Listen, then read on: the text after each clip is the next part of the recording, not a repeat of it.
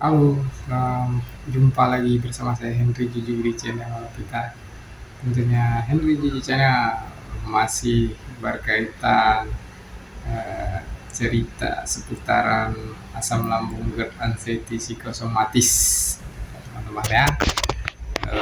Bagaimana pengalaman pribadi saya, bagaimana saya menghadapi eh, gangguan ini ya kan, lumayan mantap ya kan, mantap surantap. Sebelumnya saya ingatkan kembali, saya bukan seorang dokter, bukan seorang mentor, bukan seorang ahli terapis, bukan seorang psikolog atau psikiater, teman-teman ya. Saya cuma seseorang yang pernah mengalami gangguan ini dan ingin membagikannya kepada teman-teman. Setidaknya berbagi informasi saja. Kalaupun berguna, puji Tuhan ya. Kalau enggak pun setidaknya saya mendoakan teman-teman agar selalu sehat, selalu semangat ya kan. Nah, setidaknya lagi ya, kalaupun ya misalnya teman-teman dalam keadaan merasakan sensasi, saya temenin lah gitu dengan nonton video saya gitu. Syukur-syukur teman-teman berkenan menontonnya hingga habis tanpa di skip. Oke, pada kesempatan kali ini tentunya teman-teman, saya ingin berbagi pengalaman pribadi saya mengenai cara saya mengontrol emosi gitu teman-teman, ketika saya dihadapkan dengan posisi banyaknya sensasi, jadi menguras energi mental dan pikiran sehingga meningkatkan tingkat emosi saya gitu kan ya.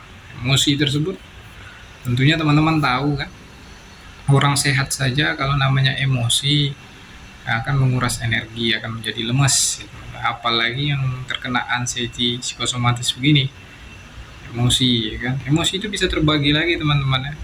Emosi memang marah ya kan, sedih ya kan, galau, itu kan termasuk permainan emosi perasaan kita itu kan.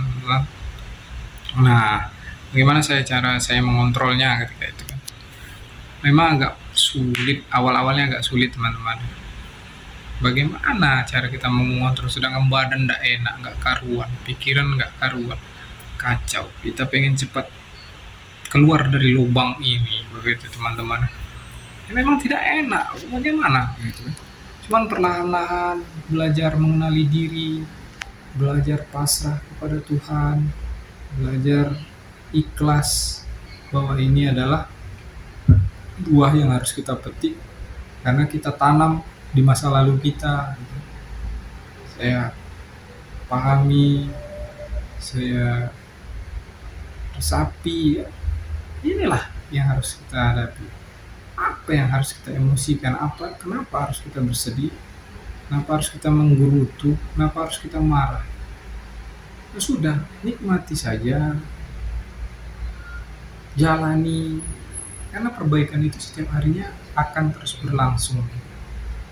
Yang penting tetap konsisten, optimis, semangat, senyum gitu. Jalankan aja hal-hal yang baik. Jadi ingat-ingat aja apa yang kita jalankan dahulu, kebiasaan apa yang kita terapkan, yang kita biasakan di zaman-zaman dulu sebelum kita terkena ini. Misalkan kita tinggalkan, kita rubah ke cara yang baru. Tentunya hal-hal yang tidak baik ya. Jadi contohnya entah begadang, entah apa lagi, yang suka marah-marah ya, suka buru-buru, yang suka berasa gerusu, yang suka dendam, tinggalkan. Begadang, rubah. Jadi pada intinya rubahlah ke arah yang lebih baik.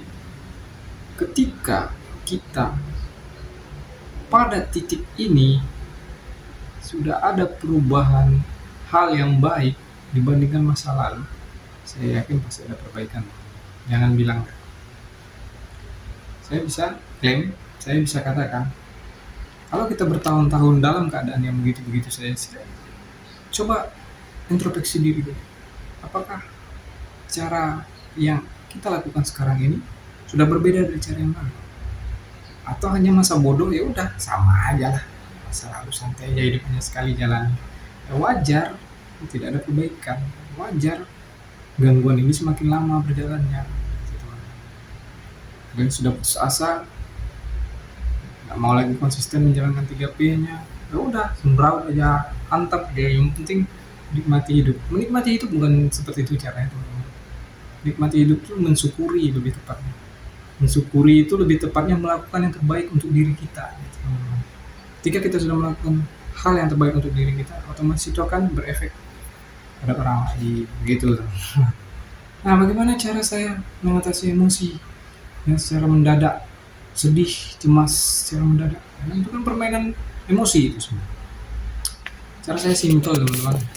Saya punya headset, saya punya handphone, saya tinggal langsung dengarkan musik-musik relaksasi.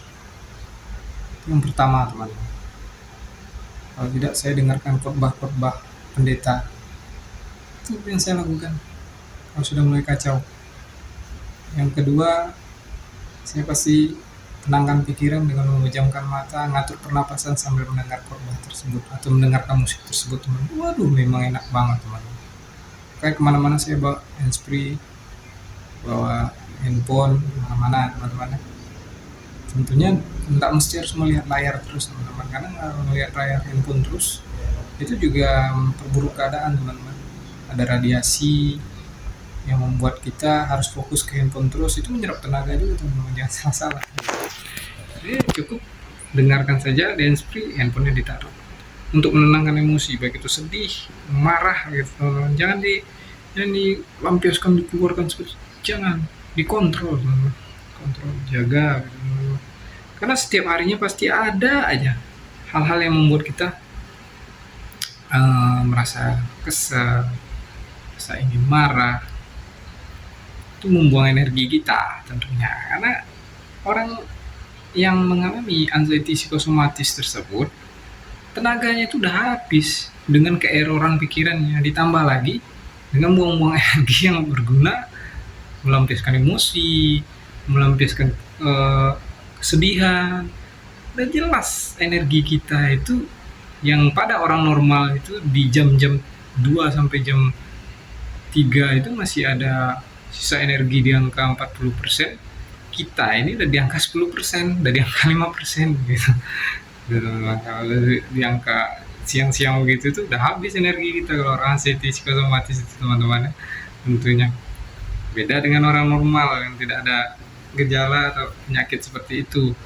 Mereka masih 50%, ini masih ada tenaga mereka, begitu, teman-teman. Kita udah nggak ada tenaga, dibuang-buang lagi dengan cara emosi, dengan cara sedih, itu kan nggak berguna, teman-teman. Maka dari itu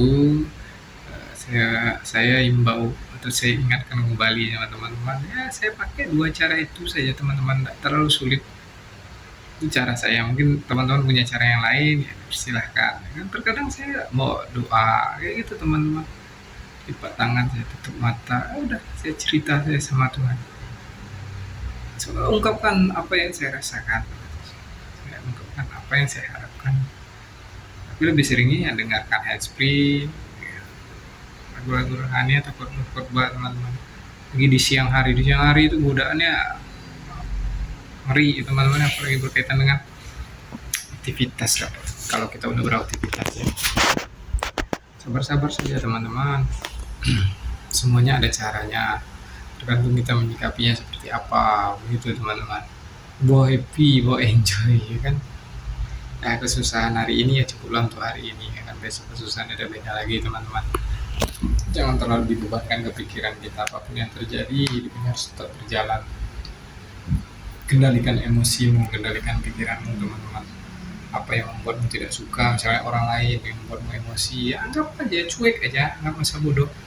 Walaupun agak awal-awalnya agak susah, tapi ya lama-kelamaan kalau kita ajarkan seperti itu, supaya jangan terpancing emosi dengan perkataan-perkataan ini, ya tinggalkan saja, anggap cuek saja. Kalaupun di dalam suatu kerumunan ada orang yang kita benci, ya sudah, bawa santai saja, simpel saja. Ngapain kita buang-buang energi untuk hal yang nggak penting seperti itu, gitu, teman-teman. Ya kan? Sedangkan kita nggak membenci dia aja, kita udah kehabisan energi, apalagi membenci emosi seperti itu. Baiki, teman-teman, Itu perilaku kita yang dulu menyebabkan kita sekarang tuh membenci, mendendam, marah gitu kan. Itu kan kelakuan kita yang dulu gitu. Ya kan, cara kita yang dulu, sehingga kita menuai buahnya sekarang. Masih mau lagi, masih mau lebih lama lagi, ya terserah. Kalau tidak mau lebih lama lagi, ayo berubah. Ayo berubah ke arah yang lebih baik. Karena dengan marah, semua otot-otot akan bakal menegang, ya kan? Semua apa namanya, pembuluh-pembuluh darah akan menegang, teman-teman. Sehingga peredaran darah tidak lancar. Makanya ada orang bilang orang suka marah, suka ini bisa jantungan, bisa stroke, itu wajar itu teman. Ada keterkaitan medisnya memang, begitu. Makanya kontrol lah emosi. Walaupun berat awal-awalnya, tapi kalau sudah jadi kebiasaan, kan terasa jadi ringan karena udah dibiasakan. Biasakan. Itu tadi teman-teman. Jadi pada intinya emosi itu berkaitan dengan perasaan. Perasaan itu muncul dari apa yang kita lihat dan apa yang kita dengar. Jadi biasakan untuk mengatur penglihatan dan pendengaran, maka emosi akan bisa diatur pula. Gitu teman-teman, simpelnya kalau saya menyimpulkan. Oke teman-teman, mungkin itu saja dari saya, sharing-sharing pengalaman pribadi saya. Sehat selalu, tetap semangat. Kalaupun video ini bermanfaat, jangan lupa subscribe teman-teman supaya saya lebih semangat lagi dalam mengupload video-video saya, untuk menemani teman-teman, mendoakan teman-teman supaya cepat sembuh, lekas sembuh. Jangan lupa bersyukur dan jangan lupa tersenyum. Salam hormat dari saya, Hendri Juju. Sampai jumpa di video saya selanjutnya. Dadah, bye-bye.